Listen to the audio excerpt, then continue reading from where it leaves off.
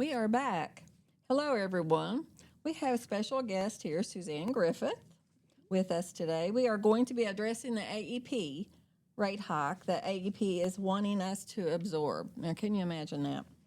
I'm your host, Tammy Grant, and this is Your Story, Our Lens. Welcome, Suzanne. Thank you for being here. Thank you. Suzanne, tell us what we all need to know about why they are wanting to increase this hike. Okay. So, the Kentucky Power Service area, which is 20 counties in eastern Kentucky, has had significant industrial loss.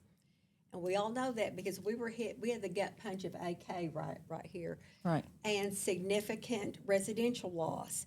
So that means that they've lost a lot of their electrical load. In fact, they've lost 48% of that since 2010. So that means less people and less industry to cover their cost. So that means they want to raise our rates to make up for that. Now, my concern about that is they contributed to the population loss and the industry loss when they pulled out of Louisa, when they decommissioned Big Sandy 2. And when did they do that? In 2015. Okay. But the rate case before that was about 2013. Okay. So when they did that, we had the 150 to 160 workers there, but more importantly, it destroyed our coal that we would sell. Oh, wow. We had about 500 coal miners that this affected. We had millions in coal sales. We had about 200 coal trucks that would go in and out there every day, and then all of the ancillary jobs that went with it. So that really hurt us. It's not just AK, it's the power company too, and the situation with the coal. So that really hurt us. So now they're wanting us to make up for this.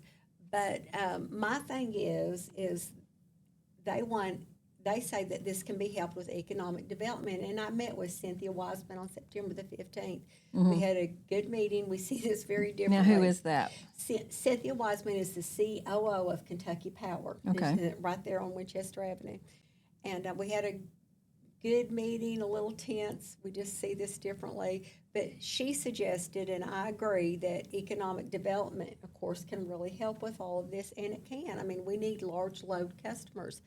But what Kentucky Power has not done is addressed with us economic development targets. So going forward, I just talked to them in Frankfurt on the 13th of this month about this, is we need economic development targets. And what I want to do is I want all the power players in Eastern Kentucky, your judge executives, your fiscal courts, your city mayors, your any economic development team, business people, and people from Frankfurt to come together in the same room. And I want Kentucky Power to explain to us what those economic development targets are. We can't hit a target if we don't even know what it is. You know, are they saying that they've got this already planned out? No. Oh. But Cynthia Wiseman, once again, the COO of Kentucky Power, she did state from the witness stand, because when I went to Frankfurt, it was actually the hearing, which means the three PSC members, they're taking witness testimony. She did say she thought it was a good idea, and I obviously agree, because we can't hit a target that we don't know what it is. Right. So do you think that there's going to be a meeting like that, with getting everyone together like that? I sure hope so. What I ask is the PSC to put it in the final order. Now, once this goes through the whole process, there will be a final order, and that is a legal document that will direct Kentucky Power how to proceed. And I'm asking that it be in there. Will it be? I don't know, but that was my suggestion and request. Wow. That's something. I'm telling you, you have really done a lot for our area, and we really appreciate you. Thank you. For standing up for us. And like at the meeting, that one we had down at the train transportation, that was, me and Michael both, we thought that was just amazing to sit there and listen to all the people struggling. Was awful. It really bothered me afterwards. Yes. because the Social Security people that's on Social Security, you know, they're just got a set amount. How can AEP justify this? We have 25% poverty rate in their service region. Wow, I mean, that's a lot. that's a lot of people Yeah. that can't make it. And I went to the meetings in Hazard and in Pikeville, Uh-huh. and the extreme poverty that we're looking at and what they're expecting us to do, those two things just don't mesh. I mean, if you are on SSI and you make, I think it's $973 a month, Wow. and What if you have a in the world? $500 electric bill because you have electric heat, and gas doesn't go Right. everywhere up into all Right. these places.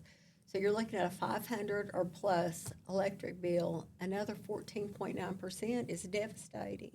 And, Wow. I'll tell you how I first got into this was a few years ago. I was doing food ministry at my church in Fairview Baptist. And we would have more and more people that would come up there and they would say, "Oh, I'm here for the first time. Oh, Please don't feel, please don't think bad," and just stuff like that. And I would go, "Well, what's going on? Just tell me." And they were like, "Oh, our electric bill is just so high." yeah. I mean, I heard that over and How over. long ago and was that? over.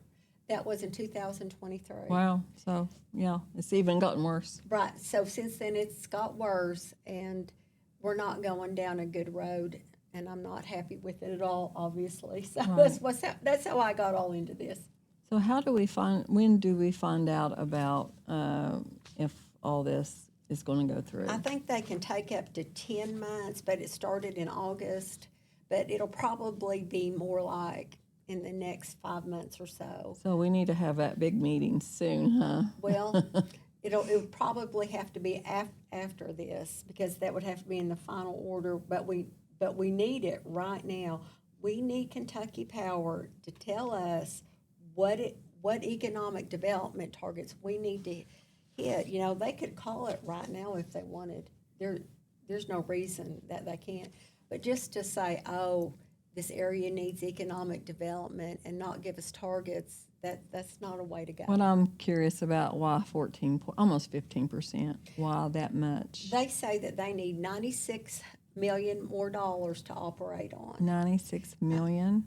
And a lot of that is for the Mitchell plant. And let me tell you about the Mitchell plant. It's in West Virginia. They burn coal there.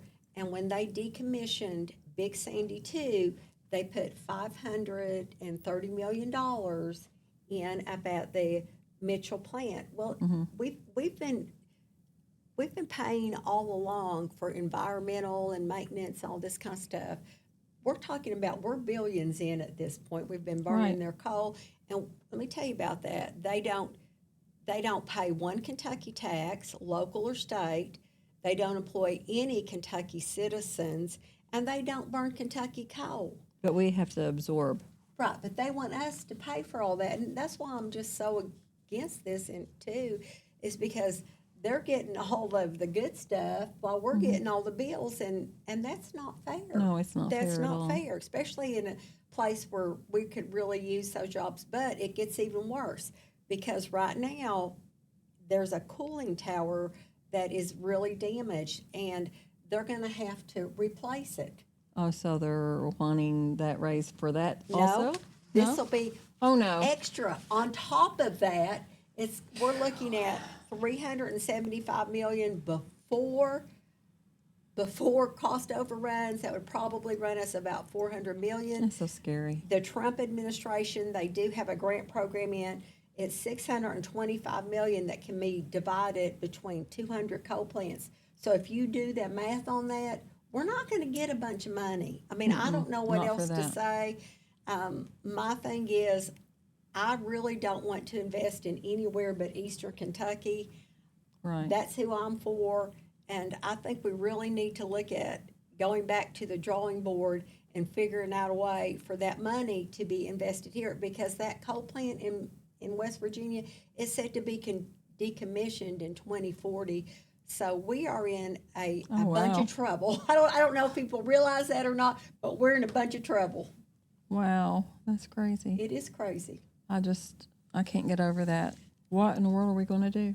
Well, we're gonna have to ask our legislators and our federal folks to step up. At this point, I don't want to over-exaggerate, but I feel like we need a federal bailout.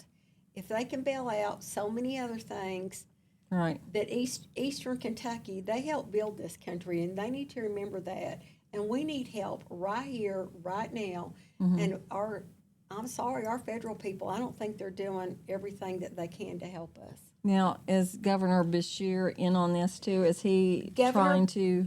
Governor Bashir, when he was Attorney General, he really helped fight Kentucky Power on rate cases. And they were pretty successful. In 2017, they wanted 16% more.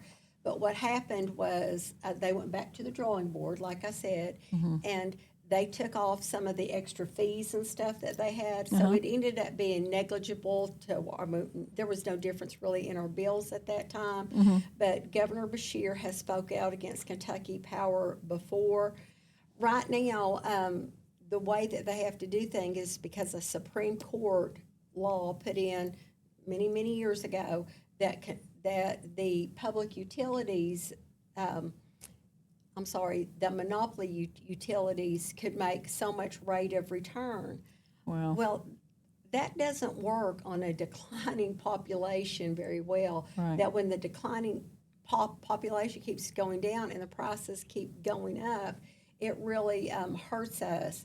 So that makes me think we've got to do something different. We've got to do something better, and we really need to invest in Eastern Kentucky. Amen on that. You know, Michael had talked about he'd love to have Governor Bashir on our podcast. Oh, he'd be a good one. I tell you, who else you need is Rocky Atkins, and I'm just going. Yeah, Rocky's already agreed. I talked to Rocky down there at I think it was Rosa Parks when he was down there. I said, Rocky, would you be on our podcast when you come back in town? He says, I sure would. He said, I would go now, but I have to go to Moorhead That is really good. Well, Rocky Atkins fought like crazy with the PSC and anybody that would listen. I mean, he was interviewed by the New York Times and just anybody about not closing that Big Sandy 2. But he didn't get his way. But he used his political clout to try to stop that. And it didn't work. And it didn't work. And I have all his notes right here to the PSC. What it was they were going to have to put in scrubbers down there at Big Sandy 2. And they told us that it was going to be a 30-some% rate hike. But actually what Rocky had it as a 16% rate hike. But all that's neither here nor there because right now we're looking at about a 100% rate hike since 2010. Oh, my gosh. They should have listened to him, and he did everything that he could. He explained how much it would hurt our economy. He absolutely did everything. He fought for us. He fought like crazy for us. But he didn't get his way, and to this day, I'm still thankful for him. And what I told him at the PSC at one of the meetings is, anytime Rocky Atkins comes and talks to y'all, you all need to listen. That's right. I mean, he is for us, but they didn't at that time. And actually, to be very honest with you, it was a corporate decision by AEP. They pulled out of what they were talking about with the PSC, and they more or less just made the decision to close the Big Sandy 2. They made that on their own. But are they able to do that, though? They did it. Not only, yes, they PSC did. wasn't involved in it? They were a little bit, but AEP actually is the one that pulled their application out to put the scrubbers on. So after they did that, then the only thing left was to buy the Mitchell plant.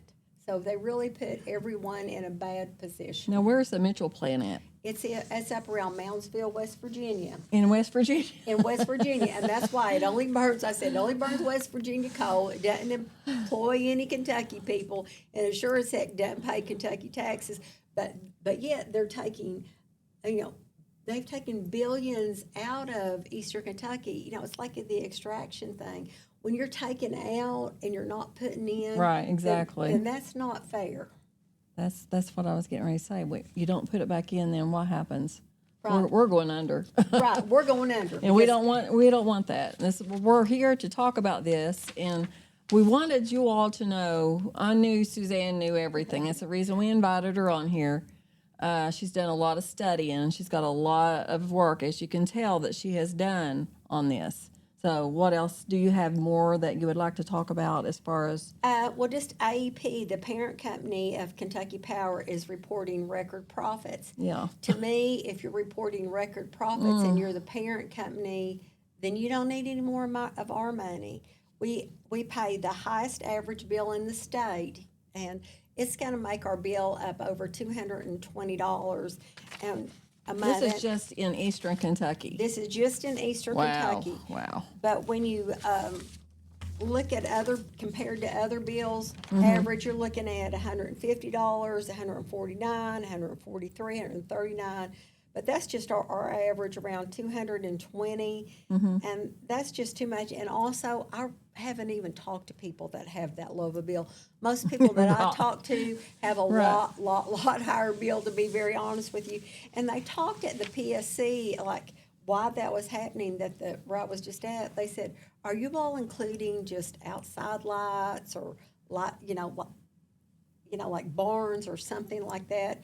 Because they were saying that, most of the people's bills are a lot higher. So I think that needs to be looked at. And people on the stand were like, I don't know. They just didn't really have an answer for it, right. did they? They didn't have an answer. I know. We went over our electric bill here at the shop, and last month it was 500 and some. Well, the actual electric part of it was 300 and some, a little over 300.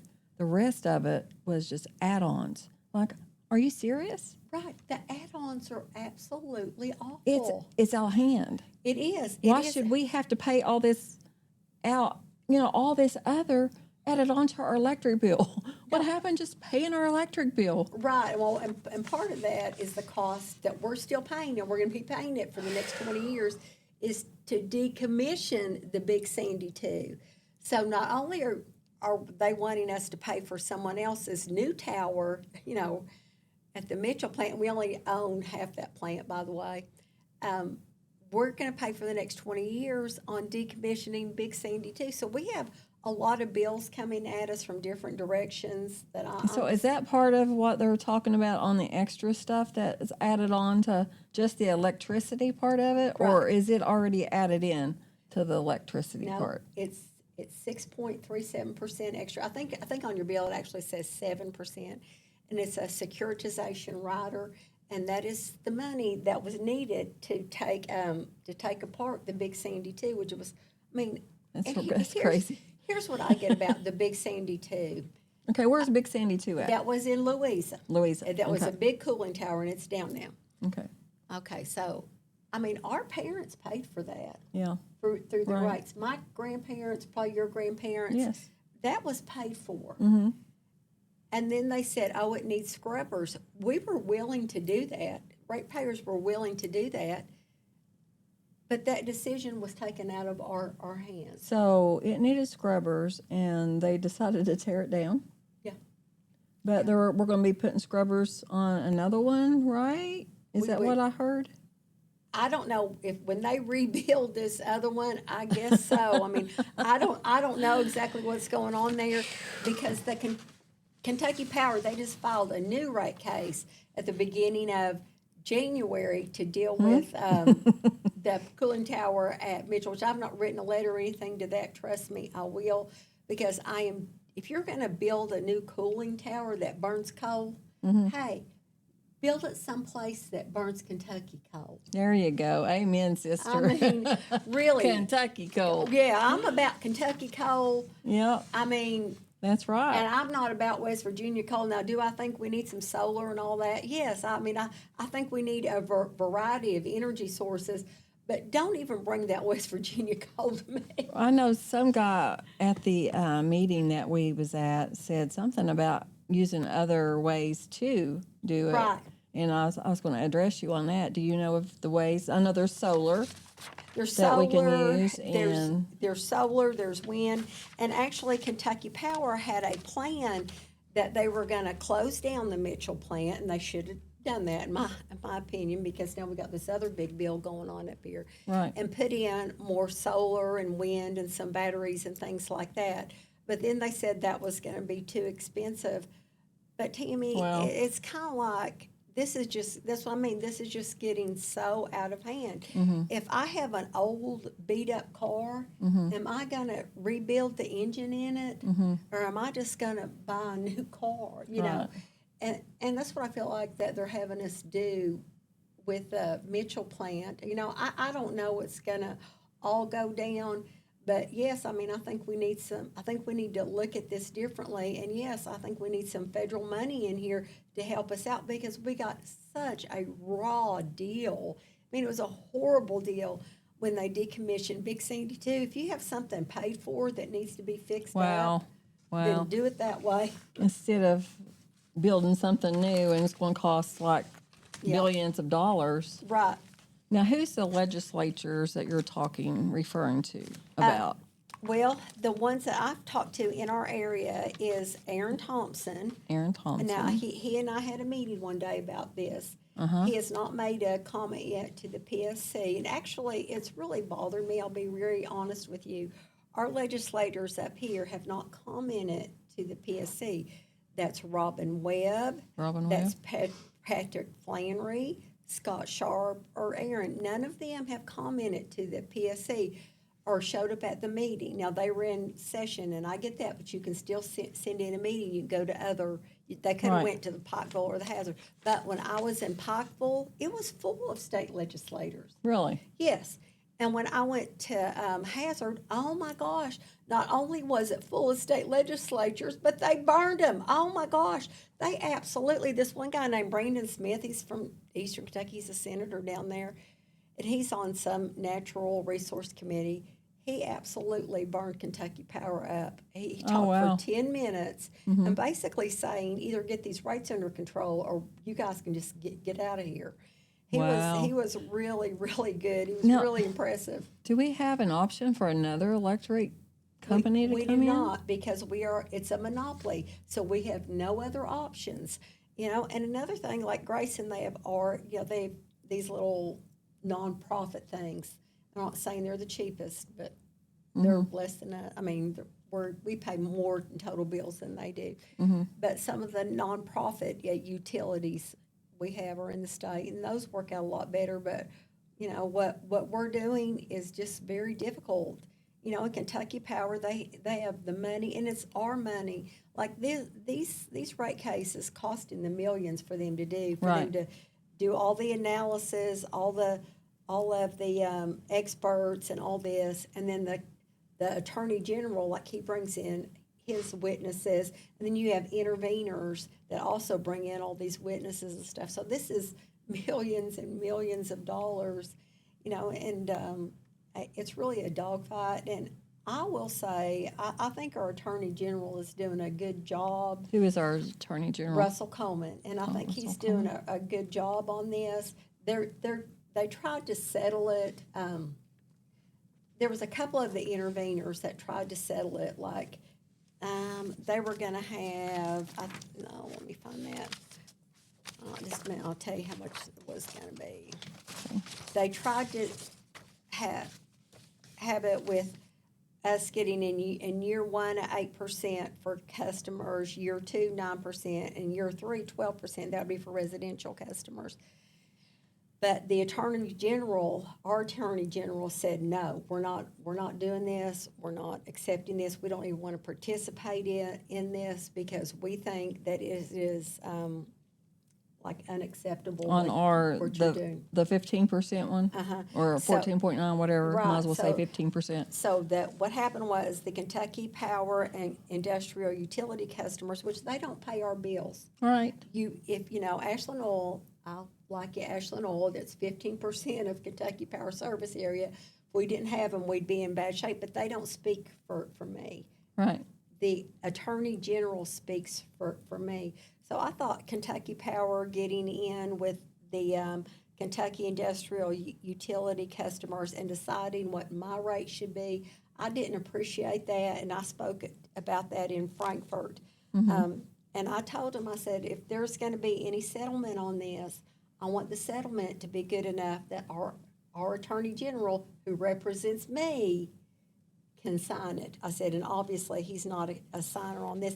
In fact, none of the interveners that were for like me and you signed off on it. Wow. So anyway, That's crazy.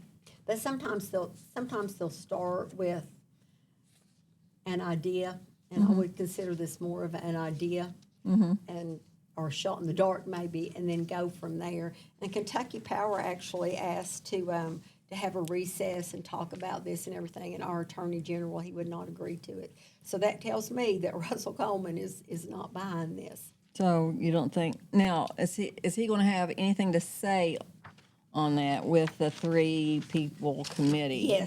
Yes, he had all the lawyers for the Kentucky Attorney General. They were all there when I went on the 13th. They were all there. They In were Frankfurt? Yes, in Frankfurt. They were asking questions. I really felt like that they asked really good questions. So I was happy with that. The interveners, they asked very good questions. The lawyers for the PSC asked very good questions, along with the 3 members of the PSC. Did they answer them though? Yeah, well, Because we didn't get anything answered. I'll tell you what some of the answers bothered me, and I'm going to tell you a couple of the answers that really, really bothered me. Okay. Okay. One of them was they asked if executive salaries went down as company profits did. Mm-hmm. And the answer was no. Why should it? Right. No.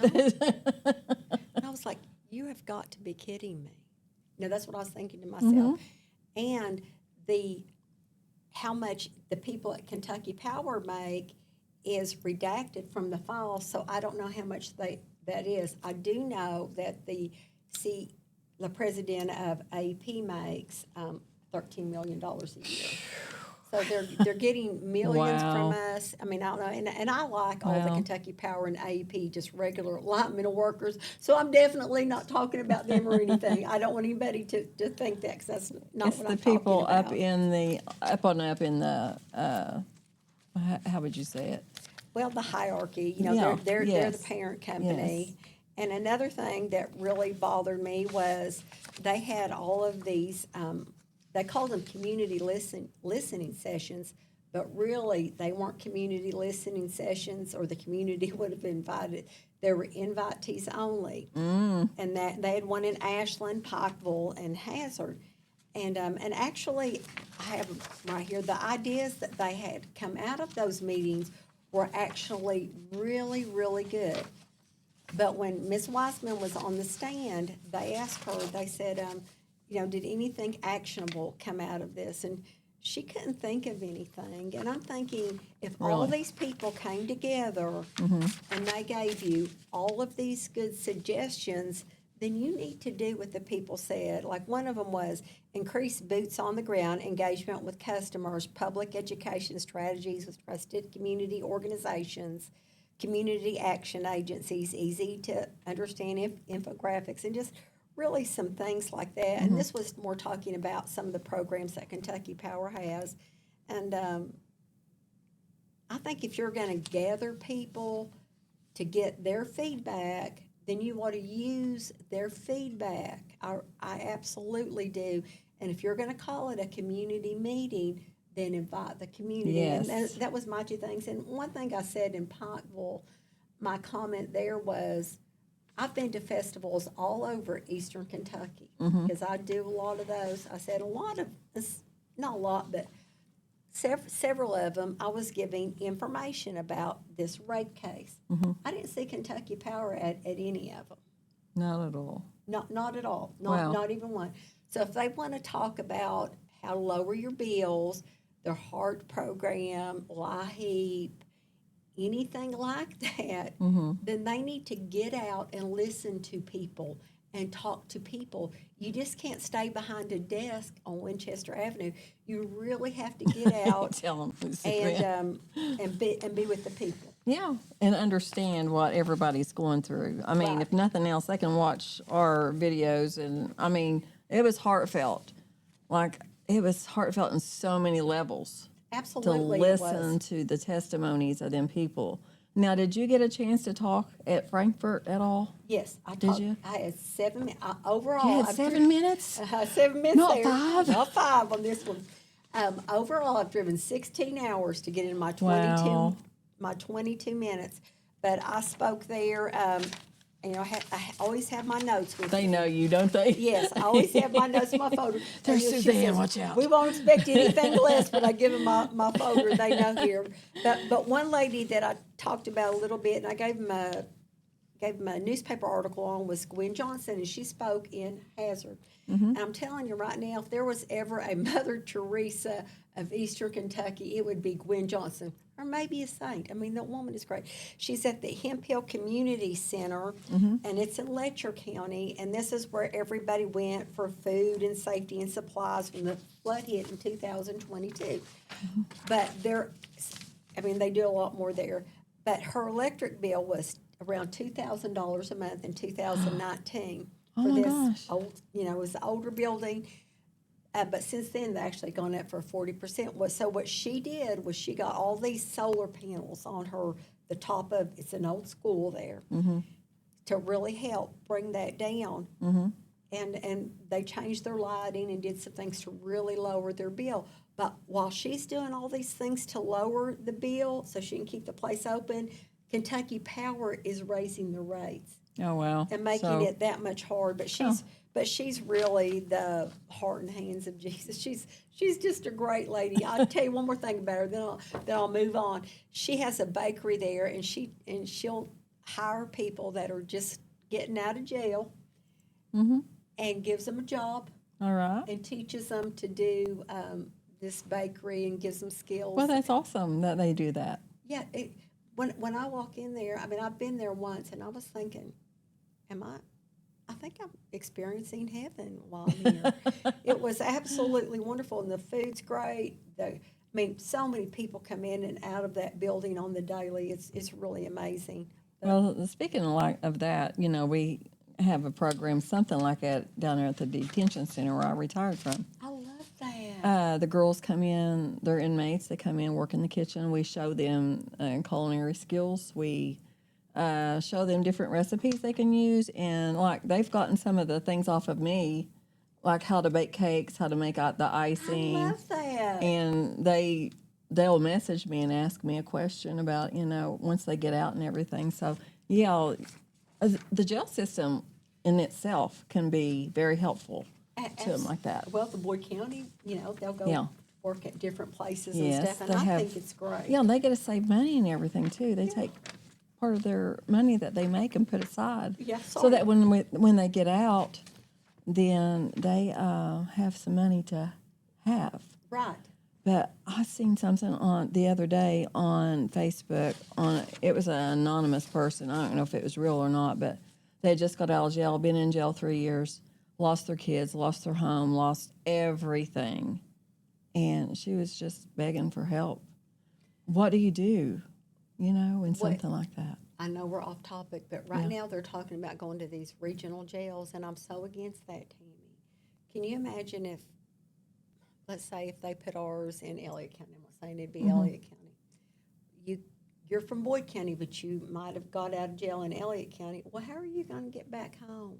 Well, they were talking about putting it on Industrial Parkway. When I was down there, Was it? that was in the talks, but I think that got shot down. I hope so.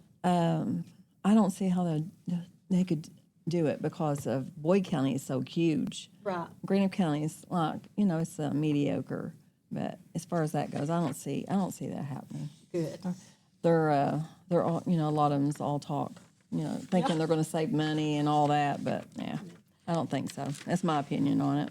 All right. But is there anything else you got that you want to share with everyone? I think you've really given us so much information. Well, there's some things I didn't even know. There is one more point that I want to talk about. Okay. And this is the energy burden. Okay. And energy burden is your annual energy cost divided by household income. Okay. Times 100. But anyway, there's this certain formula for it. And in Kentucky, the average of that is 3% of your income would go to energy cost. But in Kentucky service area, the least is twice that much. Here in Boyd County, it is 6.30%. So we are already twice the annual energy cost, and the low income in Boyd County is 7.88%. But if you just looking through these statistics, it's Wow. really awful. Like in Owsley County, low income, they spend at least 16% of their income on energy, and we just can't survive that way. There's a couple more things I guess I want to talk about, and then I'll stop. One is that they keep saying that our rates are so high because of loss of energy. Loss of population. I'm sorry, but if you would go to the University of Kentucky and look at the studies on that, we're set to lose a whole lot more population. Now, I think they're doing a good job in Kentucky, in Boyd County on that, but across the region, it's just not very good at all. Like people leaving. A lot of people are leaving, and that's why we really need some economic development. That's why I talked about the One East plan. Now, what the One East plan does is it makes it evens the playing field more. It would make it, right now there's a 2-tier system in Kentucky to get economic development money. This would make it a 4-tier, and it would favor more of Eastern Kentucky. And what has happened, Tammy, is since COVID, 95% of all of the state economic development money for businesses has gone past the Winchester wall. Wow. Well, we need some to come here. When you're only getting 5% of that money, you really can't address what needs to be addressed, which is population loss and and industry loss. But anyway, I'm real concerned about that. I'm going to talk about one more thing. Hold on just a minute. I got my notes in here. Well, with you saying that, people have got to go where the jobs are, though. They have to. You Both know? of my kids have left. Yeah. People are going to go where the jobs are, and that's why we have to bring jobs to us. That's why we have to insist on sister. Eastern Tell 'em. Kentuckians that Yes. we pay taxes too, and if we're paying taxes too, then we need the investment too. Daggone right. Another thing Kentucky Power has said is the housing stock. Why are some of these houses using so much electricity? Well, when I look at this, we have a ton of mobile homes in Eastern Kentucky, maybe even a third to a little bit more than that are mobile homes. I'm looking here in McGoffin County, it's 48%. If you have an older mobile home, they just can't retain heat as well, so that makes you have to use more. But sometimes those are people that are income deprived the most, paying the highest bills in an older trailer, and it's just not doable. So my thing is we have to have investment in Eastern Kentucky. Is there any way they can go in and insulate the older trailers? They can. The Kentucky Power does have a weatherization program. And I'm sad to say, but I think this past year they only did like 50. But they will do 50 places? Yes, 50 places. In the state? Well, in the 20-county area. Really? Yeah. So Oh, wow. that's what I mean. If you want more of these homes weatherized, Yeah. the Kentucky Power needs to go out to these festivals, mix it up with people, and tell them about the weatherization program. Tell them about all the programs that they have, because if it's just sitting on a piece of paper on somebody's desk and the information's not getting out there, then there has to be a different way of doing that. I know somebody came out years ago and we had Giovanni's, and they had different kind of lights you could use and Yes. all that. Did you all experience that? People coming to your place? And, Well, we did, and what happened with that is all these businesses and schools and governments started using less electricity. Mm-hmm. And when that electrical load went down, it caused rates to go up. So you're dang if you do and dang if you don't. Right, dang if you do and dang if you don't. So What the heck? I think that's called demand side something. I forgot exactly what it was called. But it worked pretty good. But then they weren't selling enough electricity, so that's our rates went Suzanne, back that's up. kind of scary because like when we leave the house, I always turn down the the gas thing, not the gas thing, but the thermometer thing to 65 and turn off all the lights. Just making sure that we're doing everything we can. And our electric bill there still is $300. You know, Right. That's a lot for a small 2-bedroom place, you know? It is a lot for a small Yeah. bedroom place. Yeah. So I think we're just taking too much income from our families, and that's why I'm not. And another thing, I say this all the time, is I taught school for 38 years. Yes. Thank you for your service, by the way. You're welcome. And what I know is economic security in the home matters. And when you have outlandish bills, that upsets the economic security. And that's just one more reason why I'm against all these rate hikes. Yeah. Well, we are all with you, I do believe. Well, thank you. You know, we can just absorb so much, and then we're going to be dry. Right. That's what I feel like. I think people are at their limit. I've just talked to so many people that are at their limit. I swear I've talked to grandmas that are sleeping in their house coats. said that so many times. Bundling up the kids. I've talked to a lot of people that now use propane to heat, and I don't blame them one little bit. And are getting the solar panels, or putting up quilts on their windows, and just doing all of these things like the light bulbs that you talked about, but it's just not enough. People can only do so much. And then with the rate hike, what's it going to do then? Right. It's going to just be that much more. Yeah. Well, you heard it, people. Suzanne, I knew Suzanne would have all the answers to this. I don't have all the answers, but Let me tell you what, she's got her book there, and she does her work. Let me tell you, she studies up on it. I commend you, girl. Well, thank you. You are one empowering woman. And saying that, we're going to be doing a podcast soon. We've got to get everybody's schedules together, but you're going to be one of the women that's going to be on the I'm looking forward to the team here, I should say. And I've got a couple others that we've just got to work out a day, evening or whatever, that we can get everybody on. But it's going to be really good. We just want to encourage women that you can do anything you want. You just got to have that confidence. And I think other women can give that to other women. I do too. Instead of jealousy and deceit and all that, we're not going to even, okay, I shouldn't even said that. No. We want to push forward how we can help each other. Right. And that's how we have to go. That's how we have to go forward in Eastern Kentucky. It's just not women, Tammy.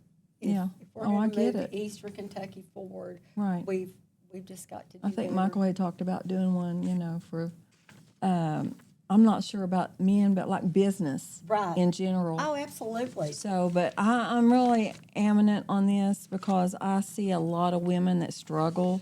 I do too. Especially single women, that one person household that you have to clothe your kids, feed your kids, you have to work, you have to find babysitters. There's so much there that we should have more resources.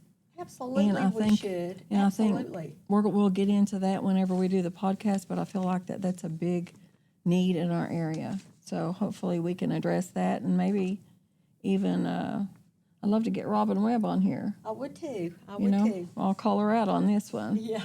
Come on, Robin. Come on. Sit down with us and let's get some ideas together. You put strong women together. I'm not saying I'm strong, but I've been through a lot, and I know I've been in business. I've been, in and out of things, and I know what it takes. Yes, you do. And we fight. You got to fight. You've got to have that. You can't just lay down. No. It's not an option. No, we don't have the luxury of that. Exactly. That ship has sailed. We've all got to work, right? And we all have to have long careers and work and all that sort of thing. Yes, we do. Yeah, I've been blessed to be able to retire, and I think you're retired too, right? I'm retired finally. I taught for 38 years. So here we are, still kicking it. Yes, and you know what? That's what makes it all go around. It is. I love it. I love doing this kind of work, and I love helping people, and I know you do too. I do too. I love community work, and when I go to a meeting or anything, Yes. I always have my notes here, and I always leave them with a folder of I call it my folder of receipts. There's everything that I just said. Here's the evidence for it. But I just have typically done that, and they know me, and they know what's coming anymore when I go to meetings. But our Well, fiscal shoot, court's been good. you had a big bunch of them sitting there when we was there the other day at that one. You did, didn't you? Yeah, I You was did. handing them out to everybody. I did. I had my fact sheet there because I wanted people to understand the situation that we're in. Like, we've lost 48% of electrical sales since 2010. Yeah. But the families were not built to carry that load. Right, and as we was talking single families and men too, single men that is trying to support, their kids and have to pay child support, or they've got custody, and you've got to furnish the food and the lunches and all that. You hear nightmare stories, and it's heartbreaking. It is. It is. It's heartbreaking that people don't take care of their own. That's what I think I've got to say. Is I know, but we can do better. Yes, and we are. That's what we're going to. That's what we're going to work on. That's what we're here for. Your story, our lens, and we'll look forward to having our meeting. Our podcast with the other women. All right, that sounds good. We'll try to get that in the next week or two. That that sounds way good. that we can get this going, because I'd like to have a weekly or bi-weekly. I'm pretty flexible. Yeah, except for when you go to Florida. So I do go to Florida a lot. I do go to Florida That's a lot. okay. That's where your grandkids are, That's right. Yeah, I've got 3 there. Yeah, my You're- daughter has 3 children, and my son has 3. He lives in Virginia, but both of my kids have left for greater opportunities, and Yeah. I don't And wouldn't it begrudge them or any. wouldn't it be great if they could come back, if we had the industry here for them to be able to come back and make the living that they make away from here? We have got to have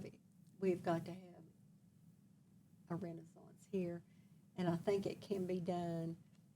But these rates don't help. But we also have to have vision and a plan. Vision and a plan is the biggie right there. Have a Plan. plan and work the plan. That's right, and work it the way it's supposed to be worked. Yes, yes. Not like everybody else wants you to. Right. Okay. Well, thanks everybody for joining us. Thanks, Suzanne, for I liked it. Thank being you. here. Thank you. Your story, our lens, and we will talk to you later. All right. Thank you. Bye-bye. Bye. Thank you.